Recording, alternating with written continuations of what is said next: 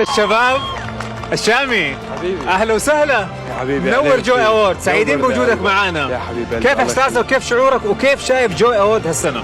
والله هي السنة في كتير اشياء جديدة هيك وعم يختلف علي سنة عن سنة. اسم الله على كل الأصعدة. هي أول شغلة. الشغلة الثانية كتير مبسوط بالناس اللي بنحبهم وهالنجوم اللي موجودين هون منورين الدنيا. حضر الجوي اوورد، قلت اقول الشامي ولا دكتور؟ ايش اللي تحب؟ اعطينا من الاخر. شو رأيك نبلش بيا ليلو يا العين مثلا؟ ليلو يا عين. شامي ثالث سنة تترشح في الجوي اوورد، السنة هذه كمان مترشح كأفضل مغني. قديش متحمس وايش توقعاتك وكيف شايف المنافسة لهالسنة؟ لك أول شيء الحمد لله رب العالمين. أنا صار لي 3 سنين على التوالي، كل مرة بجي على الجوي يكون مرشح لجائزتين، أفضل فنان وأفضل أغنية. أفضل أغنية صحيح.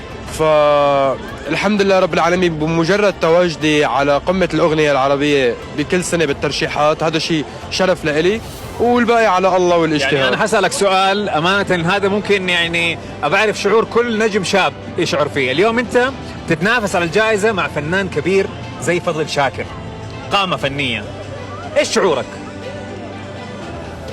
أنا يعني اللي عم تقول لي إياه مسؤولية كتير كبيرة، بس ما بقول اني انا بتنافس انا وفضل شاكر على افضل اغنيه، بقول انه انا الي الشرف انه ينحط اسمي امام فضل شاكر كافضل اغنيه بالعالم العربي. كلام جميل. وانا حكون واقف عم صفق له ومبسوط له من قلب قلبي للاستاذ الكبير فضل شاكر اذا اخذها عني، ولكن انا بستحق كمان.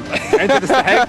وخليني اقول لك هذا كلام جميل وكلام راقي من فنان مثقف وراقي مثلك، وتستاهل انت وكل المرشحين، وبالتوفيق لكم. سعيد جدا بوجودك معنا شامي، استمتع بالحفله واستمتع بالجوي اوورد. شكرا كثير حبيبي.